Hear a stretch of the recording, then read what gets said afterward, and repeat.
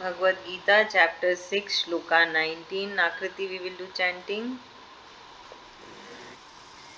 Yatha Deepo Nivatastho Nengate Sopama Smrita Yogino Yata Chittasya Yunjato Yogamatmanaha. Very good. Now sloka 20. Yatro paramate Chittam Nirudham Yoga Sevaya Yatra Chaivat Manatmanam Pashyannatmani Tushyati. Thank you. Now we'll do the meaning part. Sloka 19. Yatha, as Deepa, a lamp or a candle, Nivatastha, in a windless place, Na, does not, Ingate, flickers, Sa, this, Upama, in comparison, Smrita, is considered, Yogina, of a yogi, Yatachittasya, whose mind is disciplined, Yunjate, steadily practicing, Yogam, in meditation, Atmanaha, on the soul. So, just as a candle in a windless place does not flicker, so is the disciplined mind of a yogi, which remains steady in meditation on the self. The state of a meditator's mind is beautifully explained with a classic example of lamp by Shree Krishn ji in this shloka. He compares the mind of a meditator to the flame of a lamp that is burning in a windless room. Just like the flame is burning steadily due to absence of wind, so too is the mind of a meditator, which is steady due to the absence of the desires. Able to understand? So, if a person is able to control the desires, then that person is able to do meditation in a better way, in a proper way, and while doing the meditation, the person can attain moksha, the person can attain self. So, how wind is dangerous for the candle, similarly, the desires are dangerous for the mind. But a controlled and disciplined mind is unaffected by the desires. So now basically what happens, generally senses are controlling the mind, but we need to make our mind control our senses. So when someone is able to do that, then that person can achieve many things. It is not just moksha or Sri Krishna ji. Even in the material life, that person can achieve many unbelievable success. He can also do impossible things because desires are controlled, senses are controlled, so mind is able to focus properly. Basically, because of the senses, mind gets diverted to many other things and not able to focus where it has to be focused. So desires is not just always having the things, it can be anything. Desires of expectations, too many expectations from too many people. No? So many things are that we need to consider and actually work on that we focus on our goal and have a proper good life rather than having all those others, not materialistic. It is not at all no, it is not at all a good life thinking of so many other things and not focusing on what has to be focused. So when a person starts doing the meditation, then the person is able to focus on the goal, what has to be done in the life, rather than thinking some other things which is not good for life and which is not worth of thinking it. Okay, Ritu Abhi. So in this shloka, Krishna says that just as in a windless, if there's no breeze, the flame of a candle does not flicker at all. Similarly, a person who has control over his sense of mind, who has control over himself, he does not get distracted by the materialistic world, however attractive they may be. So that level of control, the senses should not control the desires. I mean, the senses should control the desires, and it should not be the other way around. The desires are controlling our senses. Correct. Thank you. Akriti. Sri Krishna is telling that you shouldn't listen, you shouldn't like go to the material things and say, I'm not going to chant the slokas, I'll do that later. But you will never do that.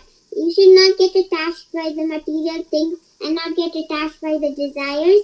Just for example, the wind is bad for the candles, and just like that, the senses, the desires are bad for your senses and mind. Very good. Thank you. Rupashri ma'am. Yes, ma'am. In the shloka, Lord Shri Krishna is comparing our mind focus and with the lamp. Just like a lamp, if it is lit, then it will glow only if there is like less wind. In that comparison only, like if we do not have desires, then we can have focus towards our goal. Despite like distractions, like the wind keeps blowing, but the lamp keeps it's still what lit because there is control, it's able to withstand it. Similarly, like desires should be controlled, not just to attain moksha or like to perform meditation. Having control over desires is always good because it will improve our focus and concentration, and we can achieve bigger things. So we need to control our desires, and we shouldn't get carried away with desires. We need to have control over it. Thank you, ma'am. Thank you. Siddhant. Yes, ma'am. So here, Lord Shri Krishna is saying that is comparing a candle, let's say a fire, to like a candle fire, like to breeze. So once the breeze comes, then the candle is in danger of going out. So Lord Shri Krishna is saying that the same way, desires and expectations are the same as the breeze to the fire, which is the yogi who's trying to attain the path of moksha. So the same way, we should withstand that, and we should not let our desires and expectations control us. We should be able to control them, and yeah, so we should be able to control them, do meditation, which will help us in controlling them and focusing on the path of moksha. And eventually, once you control them, then you'll be on the path of moksha once you do like the primary duties and everything else, as well as meditation. Very good. Thank you. Shloka 20. Yatra, when Uparmate, rejoice, inner joy, Chittam, the mind, Nirudham, control, Yoga Sevaya, by the practice of yoga, Yatra, when, Cha, and, Eva, certainly, Atmana, through the purified mind, Atmanam, the soul, Pashyan, behold, Atmani, in the self, Tushyati, is satisfied. Sri Krishna ji said, when the mind is in absolute control due to the practice of yoga, then the yogi is able to behold the soul through the purified mind, and then he rejoices himself in the inner joy. So here Lord Sri Krishna ji tells us about the results of proper meditation. Due to proper meditation, our mind is in total control and is not moving here and there towards the material desires or attraction. So once the mind is in control, it is able to focus on the inner soul and then realize the eternal bliss and satisfaction. So, for example, if there is a muddy water in a glass, we cannot see through it. However, if we put alum in the water, the mud settles down and the water becomes clear. Similarly, when the mind is unclean, it obstructs perception of the soul, and any knowledge of the Atma is only at the theoretical level. That means we are now at the theoretical level. We need to go to the practical level. So, for going to the practical level, we have to imply in our daily life. Daily we need to do it. So only at the theoretical level, but when the mind becomes pure, the soul is clearly perceived through realization. Able to understand? We are now doing theory, right? I am telling you, we are discussing. So it is at the theory level. We need to take it to the practical level, that we practice daily and we try to imply what Sri Krishna ji has said to control the desires. Mind should control the senses. All the rules what he has said, we try to imply in our life gradually. It cannot be done at a go once. Okay, today I have learned and from now itself I am okay like that. It's not possible, because our nature is different and we need to change our nature. So for changing that nature, lot of motivation, conviction, dedication is required, plus devotion. So when we do devotion, what happens? Supreme Lord will help us. We need a help. We need someone to help us, right? So he will help us to achieve that goal. So Sri Krishna ji says that the satisfaction that our mind achieves from the material world is limited and temporary. The only way to gain unlimited and permanent happiness is to connect our mind to the self or Atma. But this happens only when we first disconnect the mind from the material objects. The state of the mind when it has disconnected from the material object and is ready to settle into the self is called Uparmate in the sloka.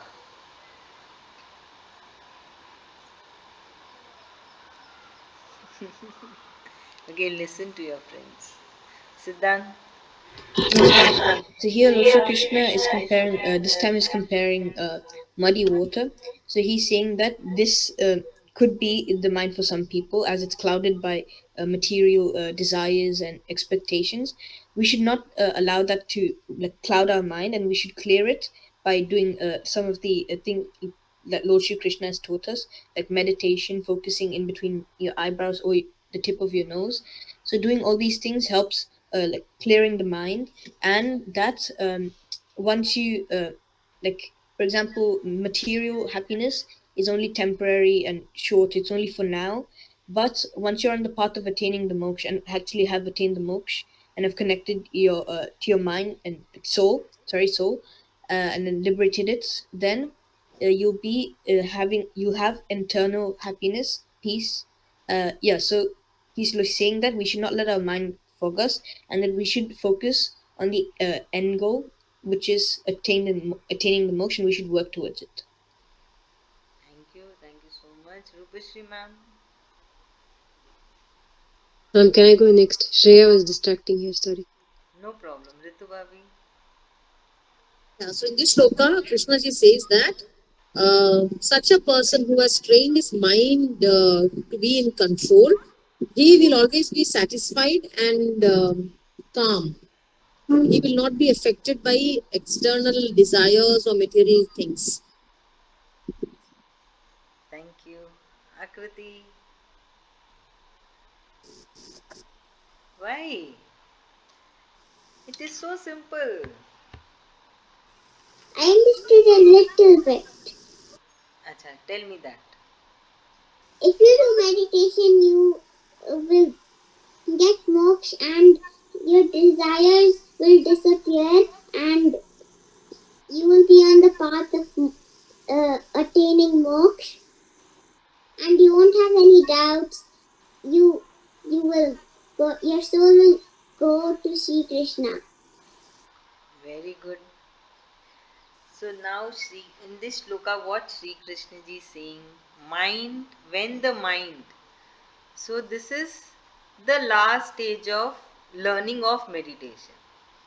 If a person is starting to learn the meditation, so what will happen? He or she will follow all the steps and gradually it will grow.